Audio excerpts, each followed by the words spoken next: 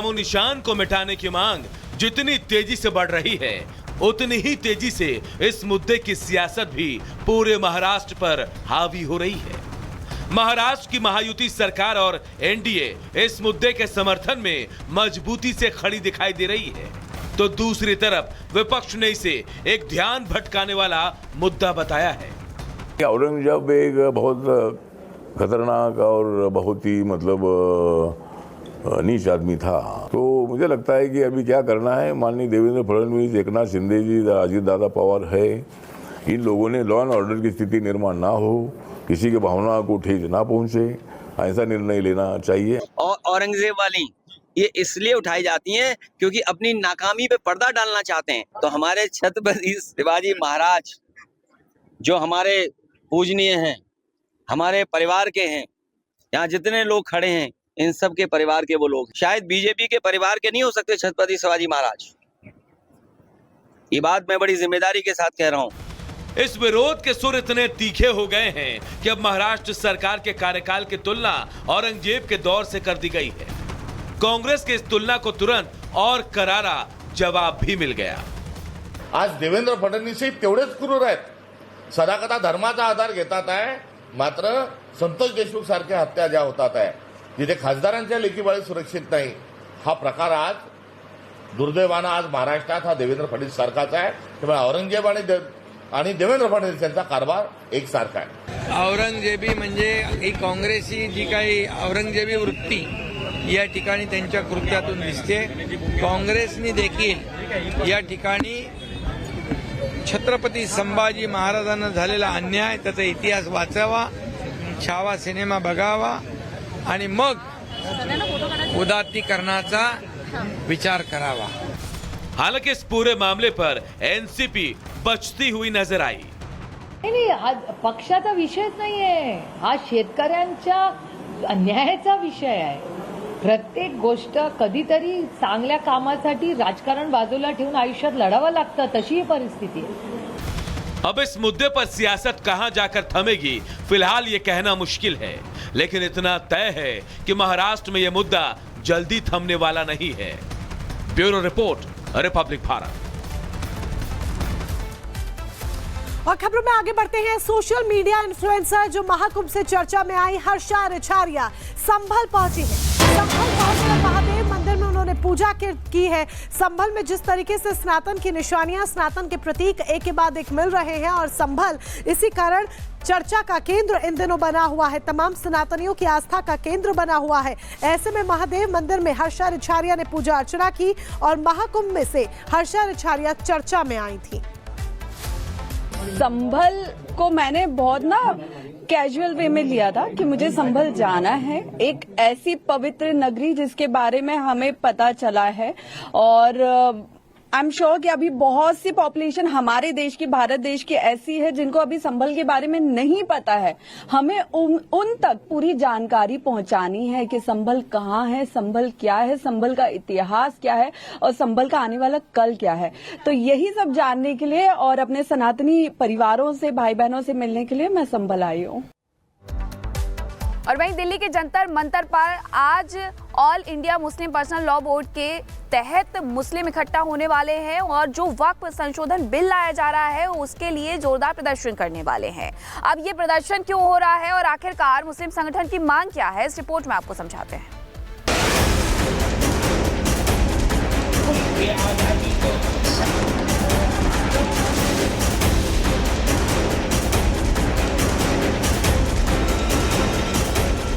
दिल्ली का ऐतिहासिक जंतर मंतर पर एक बार फिर विरोध की गूंज सुनाई देने वाली है। वक्फ संशोधन बिल का विरोध आज से all India Muslim Personal Law board की अगुवाई में हजारों मुस्लिम प्रदर्शनकारी सड़कों पर उतरने की तैयारी कर चुके हैं। वक्फ संशोधन बिल का विरोध थमने का नाम नहीं ले रहा है। अब दिल्ली के जंतर मंतर पर मुस्लिम संगठन हल्ला बोल की तैयारी में है। AIMPLB ने देश भर के मुसलमानों से इस प्रदर्शन में शामिल होने और वक्फ संशोधन बिल का विरोध जताने के लिए जंतर मंतर पर पहुंचने की अपील की है। ऐसे में इस प्रदर्शन में All India Muslim Personal Law Board, Jamiat Ulema e Hind, All India Majlis e Mushawarat, समेत कई मुस्लिम संगठन शामिल होने वाले हैं। इसके साथ ही दलित, आदिवासी, ओबीसी, सिख और ईसाई नेताओं को भी इस विरोध में शामिल होने की अपील की गई है। ये लोग ऐसे प्रोटेस्ट करते रहेंगे, कुछ होने वाला नहीं है। मुस्लिम पर्सनल लॉ बोर्ड को देखना चाहिए कि भाई इतने दिन से वक्फ की जायदाद लूट हो रही थी तो कभी प्रोटेस्ट नहीं किया।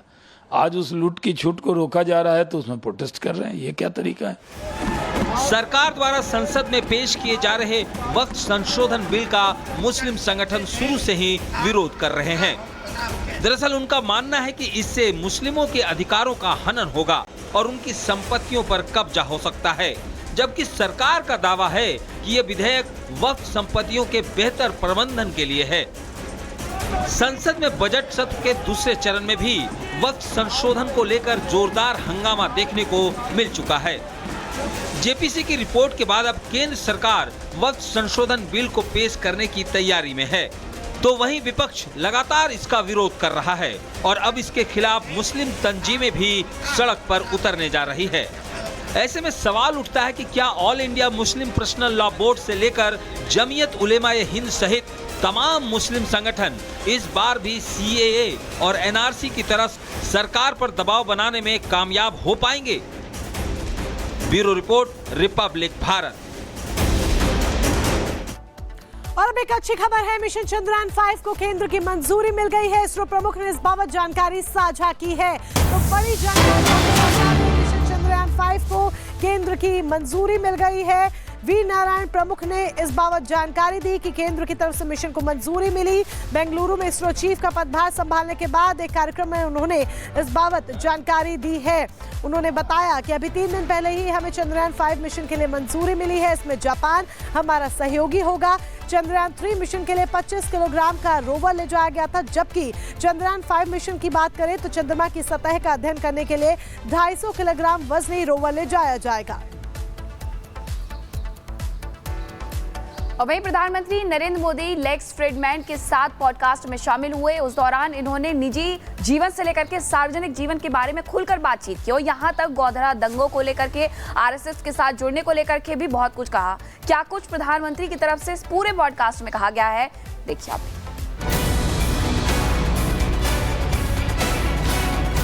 प्रधानमंत्री नरेंद्र मोदी ने अमेरिकी पॉडकास्टर लेक्स फ्रीडमैन के साथ एक विशेष बातचीत की।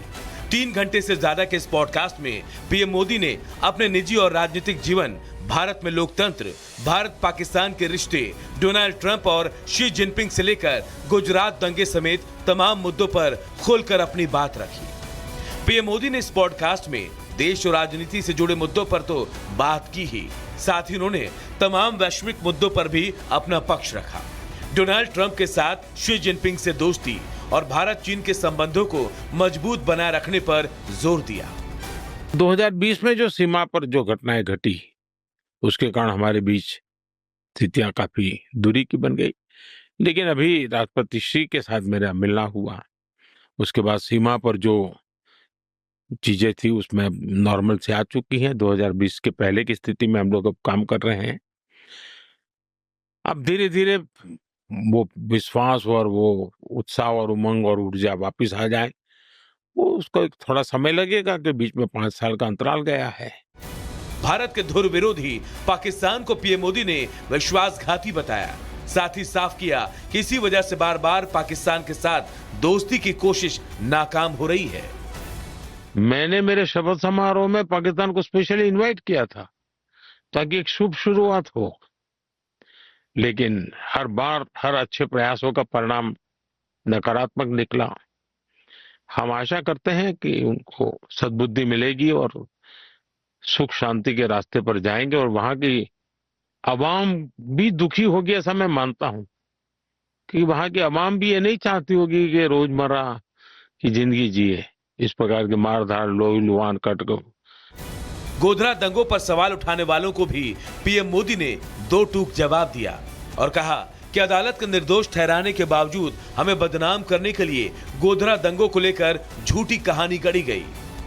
2002 से पहले गुजरात में 250 से ज्यादा बड़े दंगे हुए थे और 1969 में जो दंगे हुए थे वो तो करीब 6 महीना चले थे।